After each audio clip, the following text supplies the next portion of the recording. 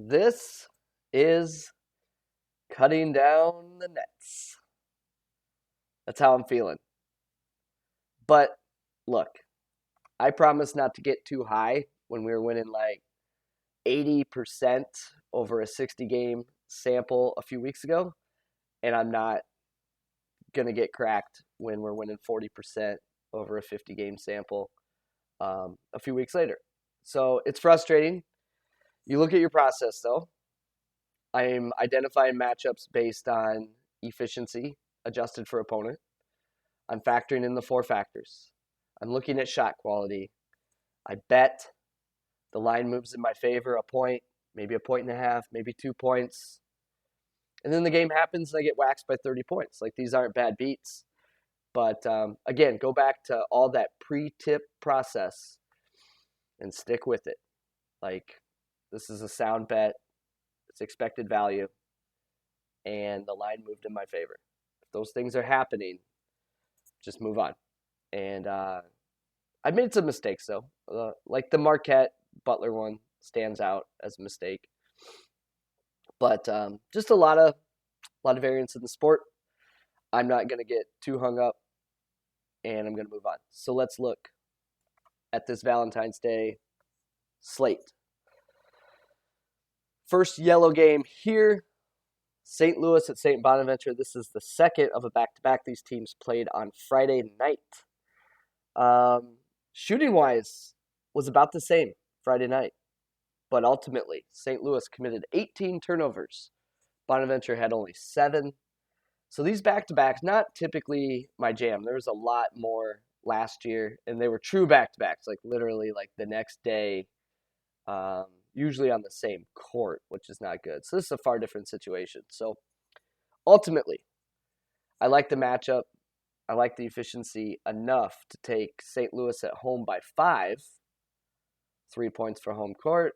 I mean, at 1.5, I should be in on this matchup regardless of the fact that it just happened. And now it's at 2.5. I just don't want to be short-sighted.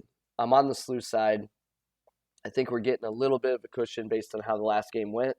And ultimately, those turnovers should be a bit more balanced than what we saw. Dayton, Rhode Island. I hate taking favorites, and I hate taking road favorites, but here we are. Dayton 66 in shot quality, Rhode Island 104. Here's the risk in this game. This is what I feel the key to this game is. Rhode Island has a very tough near proximity defense, very tough mid-range defense. And that's typically where Dayton lives. And if you look at Dayton's profile for the year, they've had just a handful of like bad offensive performances. One of them was against Rhode Island. And it kind of makes sense. So I think that's the risk. The plus side is turnover concerns on both sides. That's kind of neutral, but big rebounding edge for Dayton. And then something I don't ever pay attention to, and I even scoff a little bit when I see someone capping a game and then citing the statistic, but it is real for this team. Rhode Island is a really bad free throw shooting team. So that could come into play in close games. They're 348th in free throw percentage, something like 64% or something from the line. So it's a tough one for me. I wish it was not 2.5 points, but I get it. The concern for me is interior defense, but I like the rebounding edge, so maybe we can get some second chance points. A green game. Drexel at College of Charleston. Drexel 133 shot quality, Charleston 179. Charleston holds a rebounding edge, which will likely dictate the pace. Drexel not a good offensive rebounding team, but they can hold their own defensive rebounding, which can help things a little bit. But a near proximity and mid-range edge for Drexel. So we have the shot quality. We have the efficiency. We have enough to like about the matchup. Let's just hope the pace doesn't get out of control. I like the Drexel side. This Howard, Maryland Eastern Shore, this is a note for me. It's a big shot quality disparity. And, it's thin to begin with at 2.9 points. South Carolina State, Morgan State. I believe I bet on these teams during the first meeting. You can verify that for me.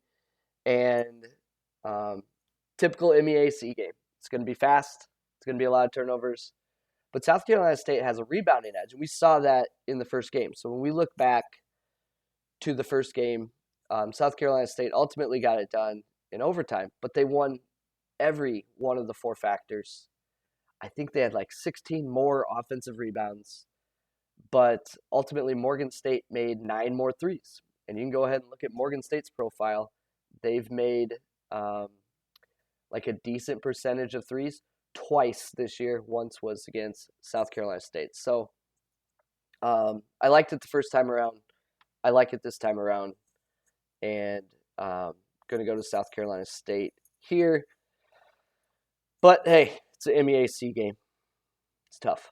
UMBC, New Hampshire, I favor the UMBC side. This is super slow New Hampshire team. Ultimately, UMBC is just wildly inconsistent. You look at their profile, it is a bit erratic. Grambling State, Prairie View A&M, lots of turnovers, lots of fouls, lots of second chance opportunities. These teams are even in shot quality, so not going there.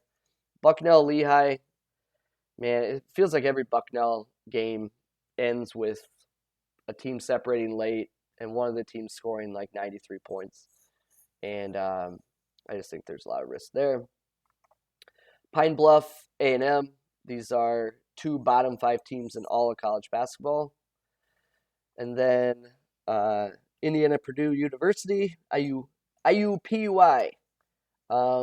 As you know, they held open tryouts in the middle of the season, which is kind of funny. But if you see highlights from the games, they literally have a dude on the bench, like a dude, one guy on the bench. So I think this presents some live betting opportunities. Like in their last game, they kind of hung that first half. And then, when you got one guy, you get kind of tired, and ultimately they faded. So I'm not interested in a full spread, and UIC does not draw fouls, so I don't think they can foul them out. But, man, even in the crazy COVID year, we saw a team get down to they didn't have 5 eligible players, and they ran like a 2-2 zone, and it worked for them. Like they were able to not get blown out. So that is what I'm looking at. Let's get back on track. Like, take care of your bread, take care of your mentals, take care of your chicken. Let's take SLU plus 2.5. I'll lay some points with Dayton, but I'd prefer it be 2 or less. Drexel plus 4. South Carolina State plus 3. The Super Bowl is over. In the land of skunks, the man with no nose is king, and it is time for college basketball. This is Cutting Down the Nets.